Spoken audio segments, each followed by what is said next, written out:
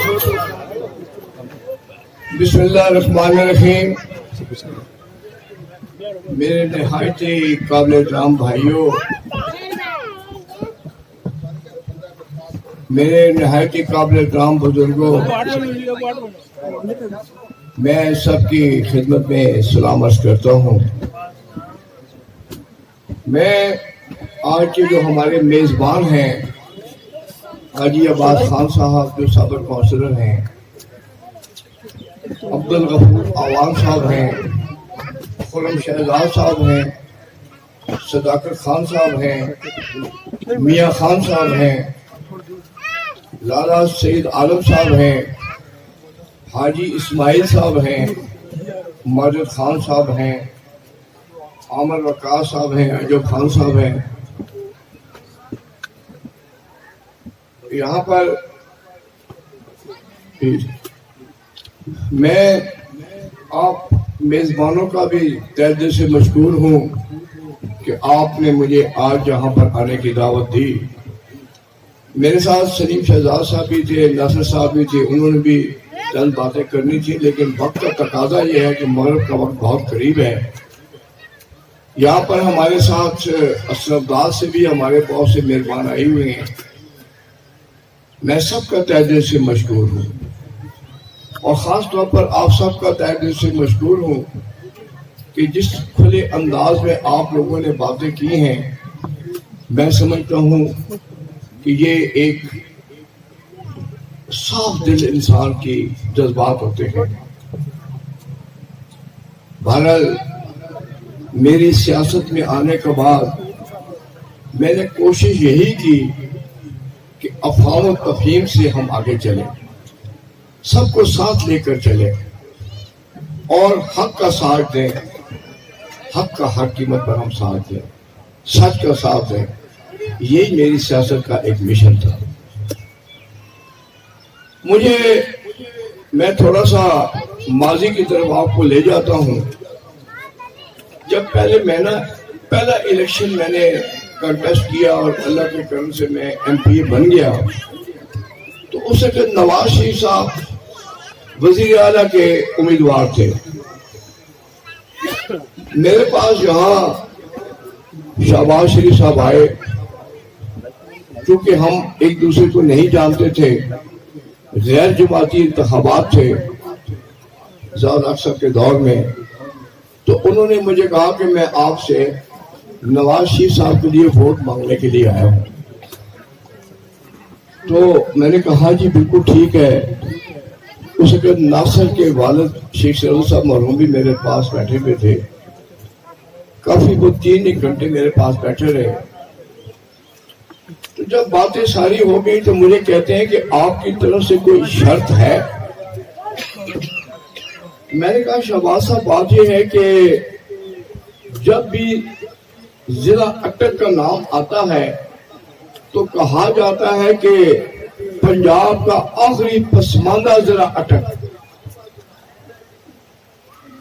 میں چاہتا ہوں کہ اس ضلع کی پسماندگی دور ہو جائے، ہم بھی ایک ترقی یافتہ علاقہ بن جائے، ہمارے پاس بھی سکول ہو، ہمارے بچے بھی پڑھے، ہمارے پاس بھی بجلی ہو، ہمارے پاس بھی سڑکیں ہوں، ہمارے پاس بھی صاف پینے کے پانی ہوں.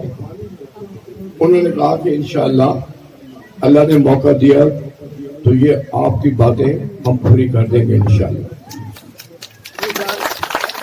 میں ابھی سیاست میں نہیں آیا تھا کہ میں ایک دن پشاور جا رہا تھا اپنے چند دوستوں کے ساتھ، تو میں نے دیکھا کہ حاجی شاہ کے اندر دائیں طرف سڑک کے کنویں بنے ہوئے، پرانے کنویں تھے وہ، اور اس پر عورتیں سروں پہ گھڑے رکھ کر بغل میں بچے ہیں اور وہ اوپر پہاڑ میں اپنے گاؤں میں وہ پانی پہنچا رہی ہیں. میں نے حالانکہ میرا اس وقت سیاست سے کوئی دور دور کا بھی تعلق نہیں تھا، لیکن ذہن میں ایک بات ضرور تھی کہ ہمیں ان حالات سے نکلنا ہے. میں نے گاڑی ایک سائڈ پہ کھڑی کر دی اور اپنے میرے دوستوں سے کہا کہ کیا پاکستان ہم نے اس دن کے لیے بنایا تھا کہ آج بھی ہماری عورتیں سروں پہ گھڑے اٹھائی ہوئے پہاڑوں پر چڑھ کر پانی پہنچاتی ہیں اور بغل میں ان کے بچے ہوتے ہیں؟ تو میں نے کہا کبھی تو کوئی خدا کا بندہ آئے گا کہ ان کو اس مشکلات سے نجات دلائے گا. شاید وہ قبولیت کا وقت تھا کہ وہ پھر میرے ہی ہاتھوں سے ہونا تھا. میں جب پہلے الیکشن میں سجنڈا ڈوگ گولا مار گیا تو آپ یقین کریں کہ میری جیپ نے یہ جہاں سے ہم بسار روڈ سے مڑتے ہیں 12 کلومیٹر کا فاصلہ 7 گھنٹے میں طے کیا.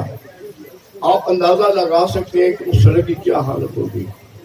پتھریلی زمین, اب پیر کا چلنا بھی بڑا مشکل تھا, انسان تو بہت دور کی بات ہے. بہرحال میں نے وہاں پہ جلسہ کیا تو میں نے لوگوں سے پوچھا یار یہ بتاؤ کہ اگر آپ کا کوئی آدمی بیمار ہو جائے تو اس کو آپ شہر کیسے لے کے جاتے ہیں؟ تو انہوں نے کہا جی کہ اونٹ کے اوپر لاتے ہیں اور راستے میں ہمارے 2 دن لگتے ہیں وہاں پر پہنچتے کیونکہ دشوار گزار راستے ہیں. اور پھر اکثر اوقات ہمارے لوگ راستے میں مر جاتے ہیں اور ہم بڑی مشکل سے اپنے ڈیڈ باڈیز کو لے کے آتے ہیں. یہ ساری چیزیں میں اپنی آنکھوں سے دیکھتا رہا.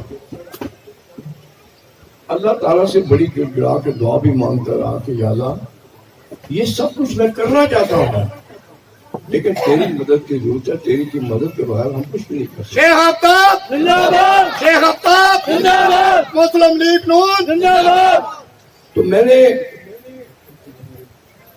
جب نواز شریف صاحب وزیر اعلیٰ بن گئے تو پہلی ملاقات میں نے یہ اپنے علاقے کے مسائل کا ذکر کیا.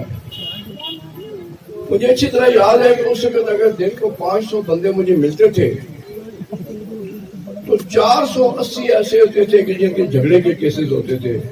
کوئی کہتا میری سائیکل اٹھا کے لے گیا, کوئی کہتا میرا دف کاٹ گیا, میرے بچے کو چانٹا مار گیا. میں سمجھاتا تھا کہ ان باتوں کو چھوڑو, انشاءاللہ میں آپ کو سکول دوں گا, میں آپ کو بجلی دوں گا, میں آپ کو انشاءاللہ اللہ کی مدد سے سڑکیں دوں گا, اپنے بچوں کو تعلیم حاصل کرو. اللہ کا شکر ہے کہ سب سے پہلے جو آرڈر میں نے نواز شریف صاحب سے کرائے وہ 2 سڑکیں تھی.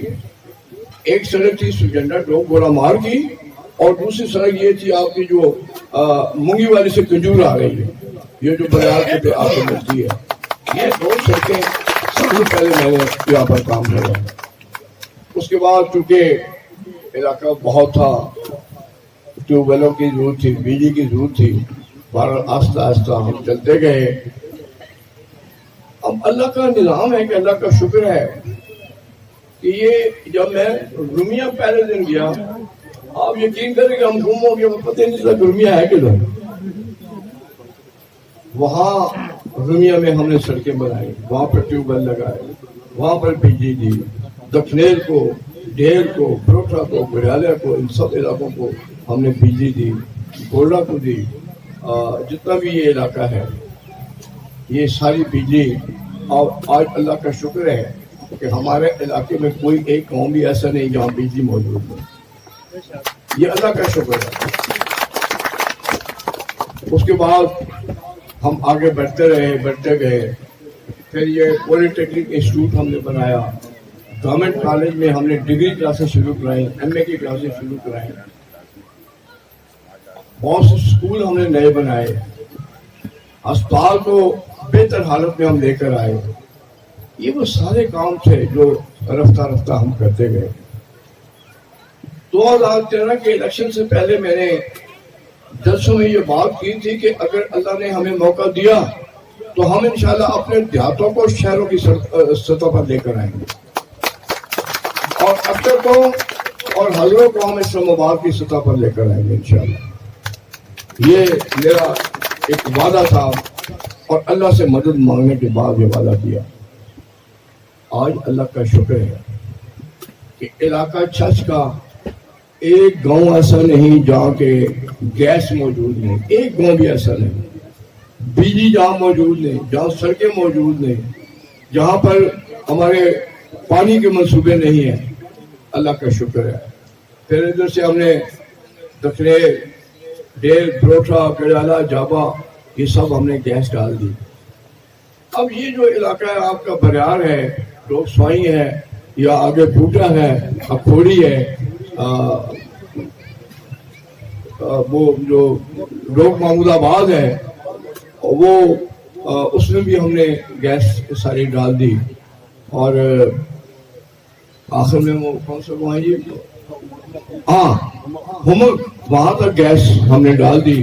وہ بہت گیس جلا بھی رہے ہیں. یہ اب یہاں سے جو لائن جاتی ہے ڈیری لگال سے لے کر ڈیری کوٹ, ڈیری چوہان سے لے کر مونگی والی تک, یہاں ہم نے 32 کلومیٹر میں 10 انچ کی لائن اس میں ڈال دی تھی جب پہلا ابھی ہمارا دور چل رہا تھا. اس طریقے سے یہ بری آواز فیصلہ دلدار سائڈ پر بھی ہم نے تقریباً 31 کلومیٹر بڑی لائن ڈال دی تھی. لیکن سپریم کورٹ نے 6 مہینے پہلے پابندی لگا دی جس کی وجہ سے ہمارے کام رکے. اگر وہ پابندی نہ لگتی تو آج یہاں پہ بھی گیس ایک ایک گھر گیس چلا رہا ہوتا. بہرحال میں نے کل بھی گورنمنٹ متعلقہ وزیر سے کل بھی میں نے بات کی. میں نے ان کو کہا کہ دیکھیں یہ جتنے بھی ہمارے دیہات ہیں ان میں ان کا ایک ایک روپیہ جو ہے وہ جمع ہے آپ کے پاس. کمپنی کے پاس ہمارے پیسے موجود ہیں کیونکہ یہ بڑی لائن ڈالنے کے بعد ہمیں پھر 4 انچ کی لائن ڈالنی پڑتی ہے, 2 انچ کی, 1.25 انچ کی. جب ہمارے پیسے موجود ہیں تو آپ ہمیں اجازت دیں. انہوں نے کہا کہ پچھلی گورنمنٹ نے پابندی لگا دی تھی لیکن اب انشاءاللہ بہت جلد ہم یہ پابندی اٹھانے والے ہیں. نیازی صاحب کو میں نے ٹرانسفر کروا کے اٹک بلوا لیا ہے اور میں نے ان سے کہا کہ جو ہی گورنمنٹ پابندی اٹھائے تو آپ میٹر جہاں پہ نہیں ہے ان کو میٹر لگا کے دیں, جہاں چھوٹی لائنیں نہیں ہیں تو لائنیں لگا کے دیں. آپ سے زیادہ مجھے جلدی, اس لیے کہ جب ایک منصوبہ ہم نے شروع کیا تو وہ اس کو مکمل ہو جانا چاہیے.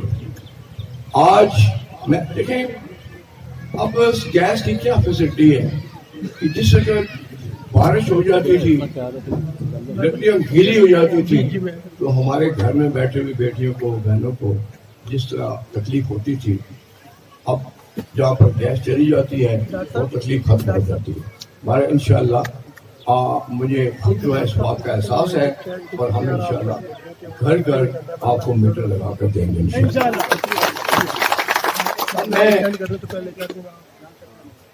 اب اللہ کا یہ شکر ہے کہ علاقے ہمارے ترقی کر رہے ہیں. آج ہم پسماندگی سے نکل چکے ہیں. آج کوئی نہیں کہہ سکتا کہ ضلع اٹک ایک پسماندہ ضلع ہے. ہم اس سے نکل چکے ہیں اللہ کے کرم سے اور انشاءاللہ مزید آگے بڑھتے چلے جائیں گے. اب میں تھوڑا سا ملکی لیول پہ آپ سے بات کرنا چاہتا ہوں. دیکھیں آپ کو یاد ہوگا کہ جب 1990 میں پہلی دفعہ میاں نواز شریف وزیر اعظم پاکستان بنے اور میں یہاں سے پہلی دفعہ MLA منتخب ہوا. ہماری میٹنگ شروع ہوئی تو نواز شریف صاحب نے کہا کہ میں موٹر وے یہاں بنانا چاہتا ہوں کیونکہ یہ جو ہماری GT روڈ ہے یا چھوٹی سڑکیں ہیں یہ ٹریفک کا بوجھ برداشت نہیں کر سکیں گی. یہ ایک منصوبہ بنا. اس کا ڈیزائن کرنے کے لیے جرمنی, اٹلی اور پاکستان کے انجینئرز کو بلایا گیا. انہوں نے بتایا کہ جناب یہ روٹ اس طریقے سے چلے گا.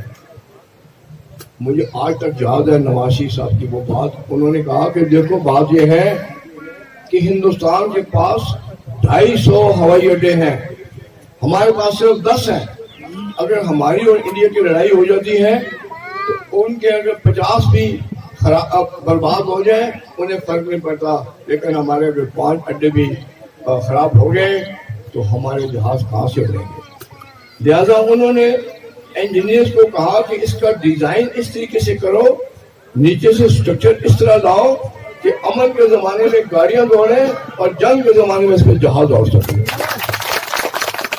یہ ہوتی ہے کہ لیڈر کی سوچ, یہ اس کی سوچ ہوتی ہے. اب دیکھیں میں اور آپ نہیں جانتے کہ اس دیوار کے پیچھے کیا ہے، لیکن ایک لیڈر جانتا ہے۔ اب جب قائد اعظم صاحب پاکستان بنا رہے تھے تو ان کے پاس کوئی فوج نہیں تھی، نہ کوئی پولیس تھی، صرف ان کی ایک سوچ تھی کہ میں نے اس خطے کو آزاد کروانا ہے اور ایک پاکستان بنانا ہے، وہ بن گیا۔ اسی طریقے سے جب یہ موٹر وے کے منصوبے چل پڑے اور پھر میرے صاحب نے کہا کہ میں نے اس ملک کو ایٹمی ملک بنانا ہے، دھماکے کرنے ہیں، بہت روکا گیا۔ امریکہ کے صدر نے 5,000 ارب ڈالر دینے کی پیشکش کی کہ یہ لے لیں، آپ دھماکہ نہ کریں۔ تو میرے صاحب نے کہا کہ کیا میں ڈالروں کی عوض اپنی قوم کی غیرت کا سودا کر دوں؟ یہ نہیں ہو سکتا۔ اس کی پاداش میں اٹک قلعہ تو قبول کر لیا، ان کے بھائی شہباز شریف صاحب نے اور حسین نواز ان کے بیٹے نے اٹک جیل تو قبول کر لی، لیکن قوم کی غیرت کا سودا تو نہیں کیا۔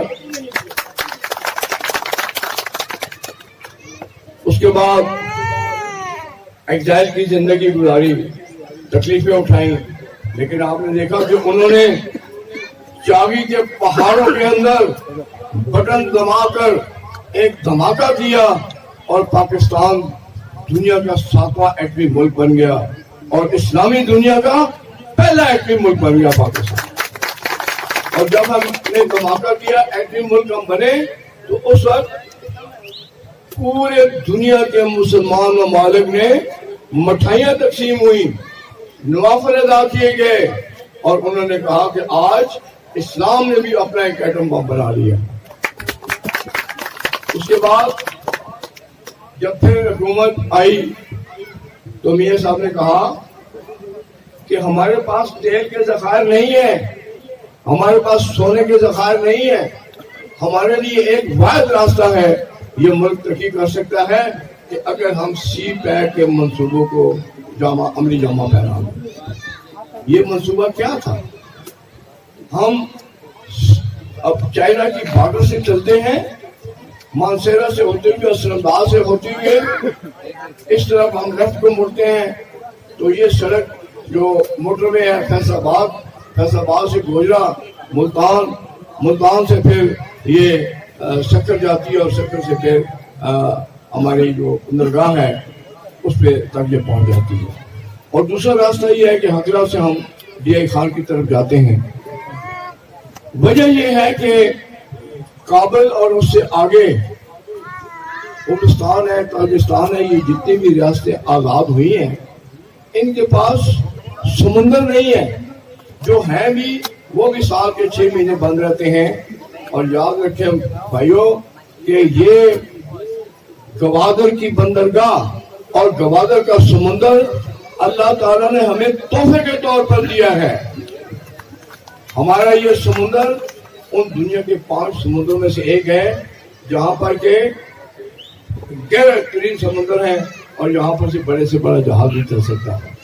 لہذا پروگرام یہی تھا میاں صاحب کا کہ یہ جہاز باہر سے سامان لے کر آئیں گے، گوادر پہ اتاریں گے، ہمیں پیسہ دیں گے، ہماری بندرگاہ کو استعمال کریں گے، اس کے بعد یہ موٹر وے کو استعمال کریں گے اور کروڑوں ڈالر ہماری روز کی آمدن ہوگی اور پاکستان انشاءاللہ خوشحال بن جائے گا۔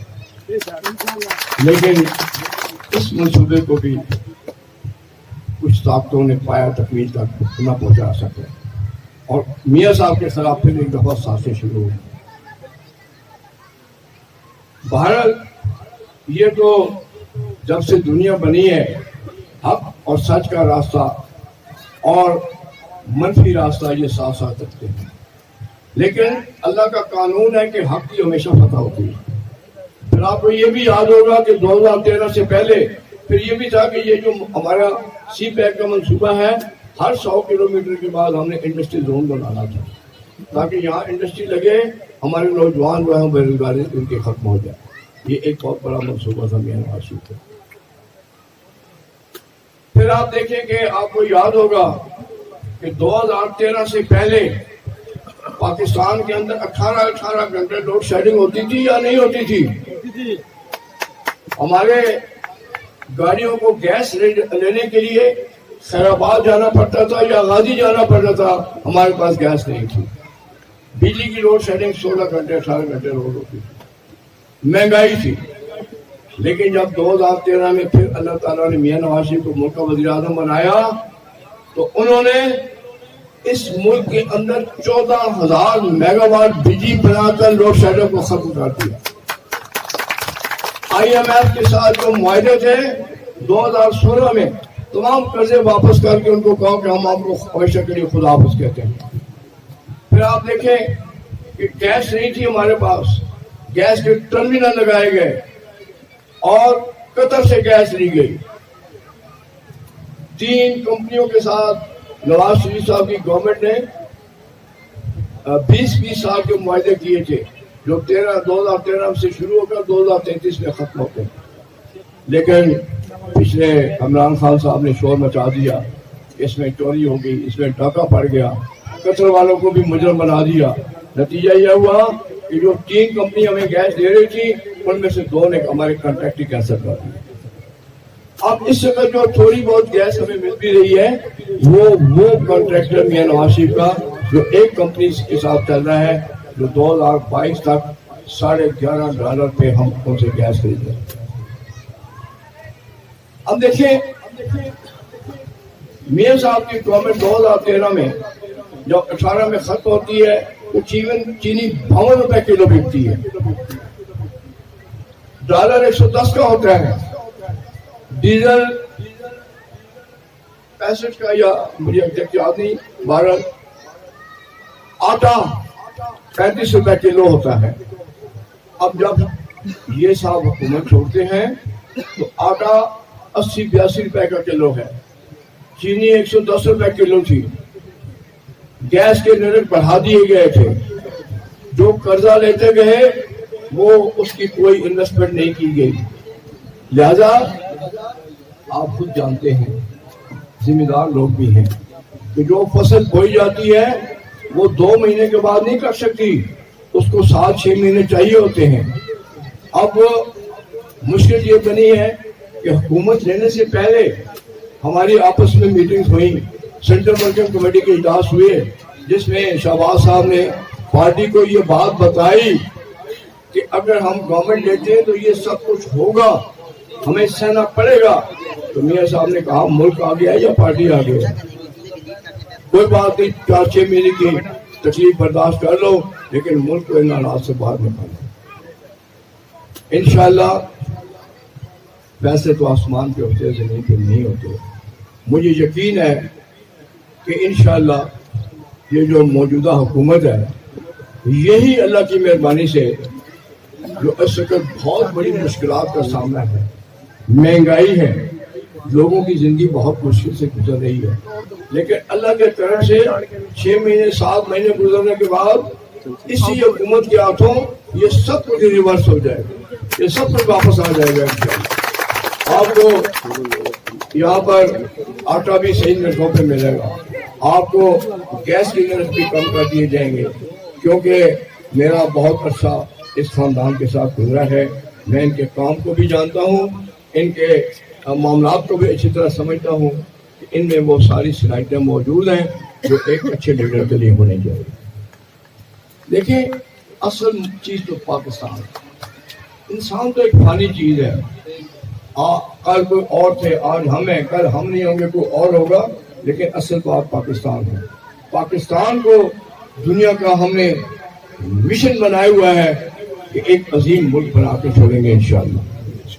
मैं आपको यकीन दिलाता हूँ, और मैं ये बातें ऊपर की लेवल पर भी किया करता था कि अगर इन दोनों भाइयों को आप तंग न करें, इनको आराम से इस मुल्क की खिदमत करने दें, तो 15 साल के बाद ये पाकिस्तान दुनिया का टाइगर बन जाएगा, और इंशाल्लाह ये जरूर होगा। बहुत सी बातें आपसे कर गया, मैं आपका तहे दिल से मशकूर हूँ, और जिस तरीके से आपने कहा कि यहाँ से बदकिस्मती से हम हर इलेक्शन हारते रहे, लेकिन मुझे यकीन है कि हर नाकामी के बाद फिर कामयाबी आती है। तो تو اللہ کے کرم سے انشاءاللہ اگلا شہر ہم یہاں سے جیتیں گے انشاءاللہ. تو میں آپ سب کا بہت مشکور ہوں. باقی میری گزارش ہے سب سے، جو بھی اس علاقے کے بڑے ہیں چھوٹے ہیں، سب سے گزارش ہے کہ دیکھیں اللہ تعالیٰ نے انسان کو بالکل برابر بنایا ہے. اللہ کے نزدیک کوئی بڑا چھوٹا نہیں ہے. اللہ کے نزدیک وہی بڑا ہے جس کا اخلاق بہتر ہے، جس کا کردار بہتر ہے. تو میں گزارش کروں گا کہ ہمیں آپس میں بڑا افہام و تفہیم سے رہنا چاہیے اور آپس میں پیار محبت سے رہنا چاہیے.